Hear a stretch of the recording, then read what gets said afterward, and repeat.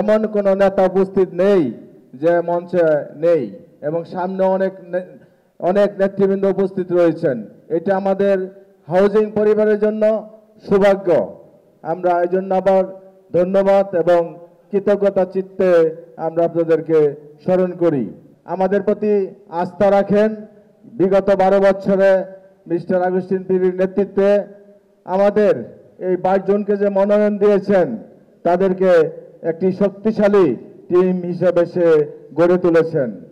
আপনারা জানেন যে কোনো সংগঠন বা সোসাইটির বা সমিতির ব্যবস্থাপনা কমিটি যদি শক্তিশালী না হয়, তার কর্মী বাহিনী যদি শক্তিশালী না হয়, তাহলে সেই সংগঠন বা সমিতি বা কোম্পানি যেটাই বলি সেটা কোনোদিন উন্নয়নের দিকে যাবে না, উন্নতি করবে না।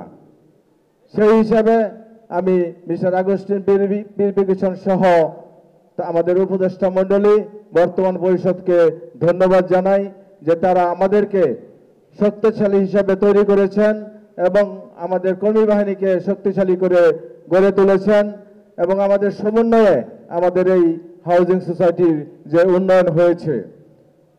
আগামী 8 তারিখে আপনারা আমাদের 22 জনকে জয়যুক্ত করলে আমরা অবশ্যই আপনাদের যে আমাদের এই সোসাইটির উন্নয়ন এবং আপনাদের সঞ্চিত গচ্ছিত আমানত তা আমরা সুন্দরভাবে আমরা ব্যবহার করে সেখান থেকে অবশ্যই আমরা প্রফিট করে আপনাদের মধ্যে ডিভিডেন্ড, শেয়ার বোনাস, রিবেট এবং প্রতি মাসে যে ইন্টারেস্ট দেওয়া হচ্ছে তা অব্যাহত রাখবো এবং ওই সমিতিকে আরো উন্নয়ন গল্পে নিয়ে যাব।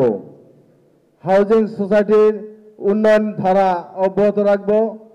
হাউজিং সোসাইটির সার্বিক কার্যক্রম সাধারণ সদস্যদের মধ্যে আমরা অর্থনৈতিক হিসাব সকলের জন্য প্রকাশ করব। নীর থিম পার্ক অ্যান্ড রেস্টুরেন্ট, নারী ছাত্রী হোস্টেল, নীর কর্মজীবী হোস্টেল, সেন্ট ফেনিভিলা মা ও শিশু জেনারেল হাসপাতাল প্রকল্পসমূহের কার্যক্রম জোরদারকরণ করে নতুন আরো কর্মসংস্থান সৃষ্টি করব।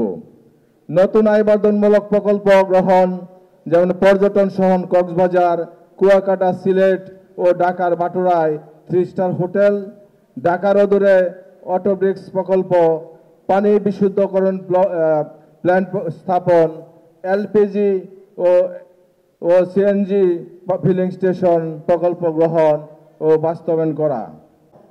প্রজন্মের জন্য একটি স্থায়ী উত্তরাধিকারী রেখে যাব।